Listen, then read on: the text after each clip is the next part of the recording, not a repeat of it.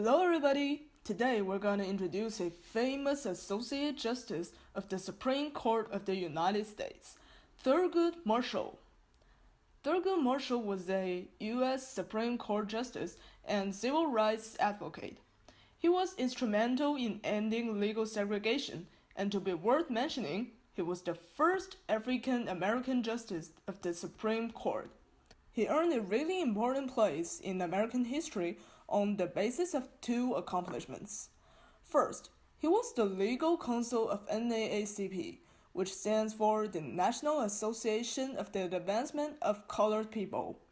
He guided the litigation that destroyed the legal underpinning of Jim Crow segregation. Second, as an Associate Justice of the Supreme Court, he crafted a distinctive jurisprudence marked by uncompromising liberalism. Now, let's talk about Thurgood Marshall's personal experience. He was born on July 2, 1908, in Baltimore, Maryland. He attended Baltimore's Colored High School and Lincoln University, which are both historically black schools. He was an above-average student, but after he graduated, when he was trying to apply to the University of Maryland Law School, he got rejected. It is because of his race, and this first experience of discrimination in education made a lasting impression on Marshall and helped determine his future course of his career. His entire life was contributed to inspire the civil rights, especially for African American education.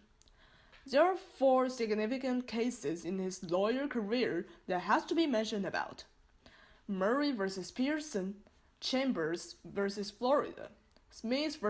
Allwhite, and Brown v. Board of Education. First, let's have a look at Murray v. Pearson case. Donald Murray was a young, well-qualified undergraduate student, but regrettably been denied entrance to the University of Maryland Law School. Wait, does this story sound familiar? Right. His experience of education was strikingly similar as Marshall's. Fortunately, Marshall was in charge of the case, and they won. This was the first case Marshall has won with Houston in January 1936, and the first in a long string of cases designed to undermine the legal basis of de jure racial segregation in the United States. Secondly, in the case Chambers v. Florida in 1940, he successfully defended 4 black men who had been convicted of murder on the basis of confessions coerced from them by police. And Smith v. Allwright in 1944, this court struck down the Democratic Party's use of whites-only primary elections in various southern states. And lastly, Brown v. Board of Education case in 1954. It was one of the most important cases of the 20th century. Also, the great achievement of Marshall's career as a civil rights lawyer. A group of black parents in Topeka were protested from their children forced to attend all black segregated schools. Marshall challenged head-on the legal underpinning of racial segregation, the doctrine of separate but equal, established by the 1896 Supreme Court case Plessy v. Ferguson. Brown v. Board provided the legal foundation and much of the inspiration for the American civil rights movement that unfolded over the next decade. At the same time, the case established Marshall as one of the most successful and prominent lawyers in America.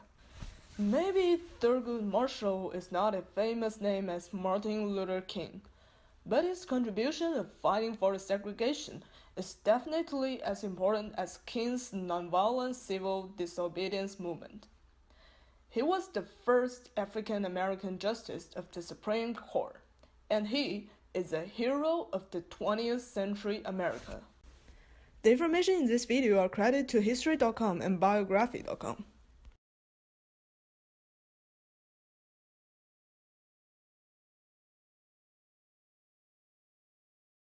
Created using Powtoon.